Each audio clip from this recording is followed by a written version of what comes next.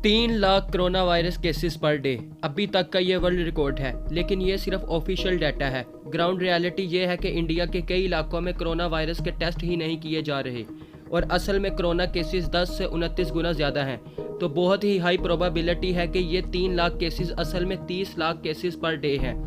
दूसरी तरफ कोविड-19 से हुए डेथ का ऑफिशियल नंबर और जो डाटा क्राइमेटोरियन से आ रहा है, इसमें भी कहीं 5 गुना, कहीं 10 गुना और कहीं 20 गुना का फ़र्क है।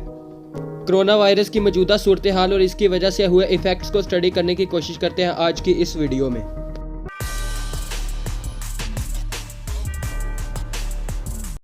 कोरोना वायरस के इतने फैलाव की वजह मोदी हुकूमत की नाकाम पॉलिसीज हैं। मोदी हुकूमत ने इस मसले को इतना संजीदा नहीं समझा और इंडिया में चल रहे लोकल इलेक्शन में बहुत ही जोर शोर से हिस्सा लिया और मुल्क भर में रैलियां निकाली। और दूसरी तरफ इंडिया में एक बहुत ही बड़ा मेला जिसका नाम कुंभ मेला है, जिसमें करोड़ों लोग शिरकत करते हैं। कुंभ मेले में इस साल तकरीबन 1.25 करोड़ लोगों ने शिरकत की और इस तरह बहुत बड़ी तादाद में कोरोना पूरे भारत में फैल गया।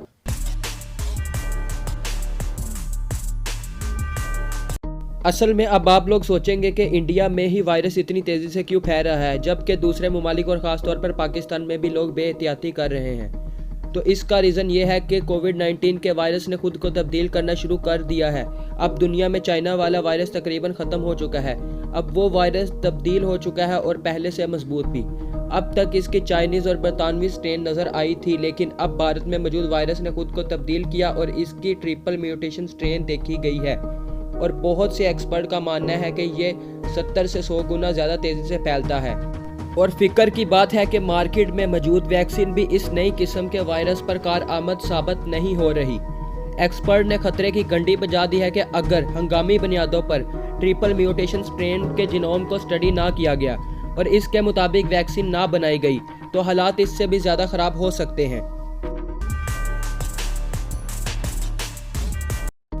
BBC के मुताबिक मुंबई, दिल्ली और अहमदाबाद में 99% बेड फिल हो चुके हैं और इस वक्त दिल्ली और कई इलाकों में ऑक्सीजन की सप्लाई कई घंटों की बची है और लोगों की सूरत हाल इतनी ख़राब है कि एक ऑक्सीजन सिलेंडर पर कई लोग बारी बारी सांस ले रहे हैं। हॉस्पिटल के अंदर जगह नहीं, लोग हॉस्पिटल के सामने सड़कों पर पड़े हैं कि शायद इनको जगह मिल जाए। अगर बात की जाए ऑक्सीजन कंजप्शन की तो आम हालात में 15% ऑक्सीजन हेल्थ केयर फैसिलिटीज़ के लिए मुख्तस थी, लेकिन कोविड की दूसरी पीक के दौरान 90% तक ऑक्सीजन मेडिकल यूनिट्स को फराहम की जा रही है। Almost 7000 metric ton oxygen supply को मेडिकल यूज़ के लिए डिवाइड कर दिया है। दिल्ली के सबसे बड़े हॉस्पिटल मैक्स हॉस्पिटल में ऑक्सीजन की सप्लाई सिर्फ 3 घंटे की बाकी रह गई थी। उन्होंने हाई कोर्ट में सेंट्रल गवर्नमेंट के खिलाफ केस फाइल कर दिया, जिस पर हाई कोर्ट ने हुक्म दिया कि बाकी की 10% इंडस्ट्री सप्लाई को बंद करके हॉस्पिटल को ऑक्सीजन फराहम की जाए। लेकिन दोस्तों, इसके बाद भी ये मसला हल नहीं हुआ, क्योंकि ऑन एवरेज एक टैंकर को फिल करने के लिए 2 घंटे से ज़्यादा का वक्त लगता है और ऑक्सीजन सप्लाई टैंकर ज़्यादा से ज़्यादा 40 किलोमीटर पर आवर तक चलाए जा सकते हैं। इंडिया में oxygen producing capacity 7100 metric ton है और आम हालात में मेडिकल पर्पसेस के लिए 1000 मैट्रिक टन काफ़ी थी। लेकिन कोविड-19 की दूसरी पीक के दौरान ये डिमांड 3842 मैट्रिक टन तक चली गई थी और लगातार डिमांड बढ़ती ही चली जा रही है। और अब सूरत हाल ये है कि मार्केट में किल्लत पैदा हो चुकी है। इस किल्लत की दोस्तों 2 मेन रीज़न्स हैं। पहला रीज़न ये बताया जा रहा है कि इस सारी सूरत हाल को देखते हुए लोगों ने मार्केट से ऑक्सीजन सिलेंडर को गायब कर दिया और ब्लैक में फ़रोख्त करने लग गए और लोगों में पैसा कमाने की लालच इस हद तक बढ़ गई है कि वो लोगों की ज़िंदगियों से भी खेलने को तैयार है। इन लोगों में इतनी सी भी शर्म बाकी नहीं है कि यही पैसा ये लोग अपनी फैमिलीज़ पर स्पेंड करेंगे, जो कि लोगों के कत्ल से हासिल हुआ है।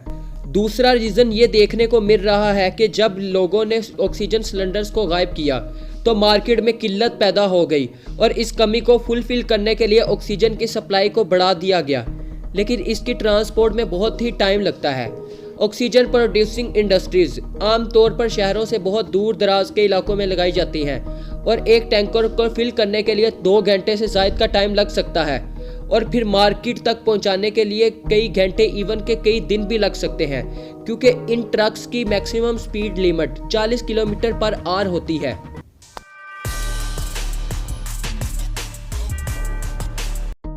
मोदी हुकूमत के पास तकरीबन 8 से 9 महीने का वक्त था जब कोविड की पीक नीचे जा रही थी, लेकिन उन्होंने ऑक्सीजन की सप्लाई को बेहतर करने की कोशिश ना की। और इस बात का अंदाज़ा आप यहाँ से लगाएं कि पहली पीक के इख्तिताम पर हुकूमत ने फैसला किया कि हम 150 ऑक्सीजन प्रोड्यूसिंग प्लांट लगाएंगे, जिसमें से सिर्फ अभी तक 5 ऑक्सीजन प्लांट को फंक्शनल कर सकी। इस सारी सूरत हाल को कंट्रोल करने के लिए सरकार ने फौज और रेलवे से मदद हासिल कर ली है और एक ट्रेन को फंक्शनल किया जो बड़ी तादाद में ऑक्सीजन की ट्रांसपोर्ट कर रही है। और दूसरी तरफ इंडियन आर्मी ने हंगामी तौर पर 23 ऑक्सीजन प्लांट जर्मनी से इंपोर्ट किए हैं, जो कि एक दिन में 3000 मैट्रिक टन तक ऑक्सीजन प्रोड्यूसिंग एबिलिटी रखते हैं। और इंडियन आर्मी ने मुल्क के हर शहरों में आर्जी कोरोना के हॉस्पिटल बनाने का ऐलान किया है, जहां पर ज़्यादा से ज़्यादा लोगों को देखभाल की जा सके और इस सूरत हाल से निपटा जा सकेगा।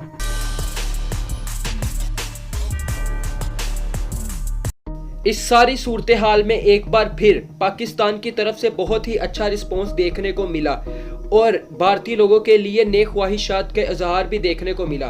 ट्विटर पर ऐसे ट्रेंड्स देखने को मिले जिसमें भारतीय लोगों के लिए हमदर्दियां थी।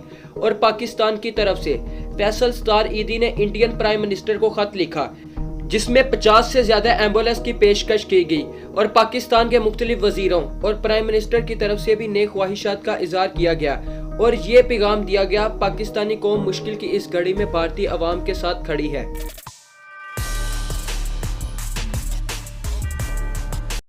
दोस्तों, आपको ये जानकर बहुत ही हैरानी होगी कि इंडिया का शुमार ऐसी कंट्रीज में होता है जो कि ऑक्सीजन को एक्सपोर्ट करते हैं, लेकिन फिर भी पूरे मुल्क की सूरत हाल आपके सामने है। इस सारी सिचुएशन के जिम्मेदार वो लोग हैं जिन्होंने ऑक्सीजन सिलेंडर्स खरीद कर अपने पास रखे और मार्केट में पैनिक क्रिएट किया।